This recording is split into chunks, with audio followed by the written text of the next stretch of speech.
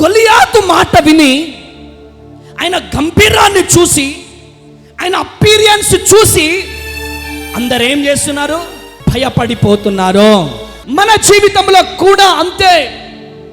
1,00,000 రూపాయల అప్పును చూసి భయం, 10 లక్షల రూపాయల అప్పును చూసి భయం, చిన్న జ్వరము రాగానే భయం. 1 ఇయర్ పెళ్ళైపోయింది, నెక్స్ట్ ఇయర్ ఎంటర్ అయినాం, ఇంకా పిల్లలు పుట్టట్లేదు, భయం. నా కూతురికి వివాహం కావట్లేదు, భయం. నా కుమారుడికి వివాహం కావట్లేదు, భయం. పక్కింటోడికి ఉద్యోగం వచ్చింది, భయం. ఈరోజు నువ్వు భయపడుతున్నావేమో, వేదన పడుతున్నావేమో. నీ జీవితంలో భయం ఉండడానికి వీల్లేదు.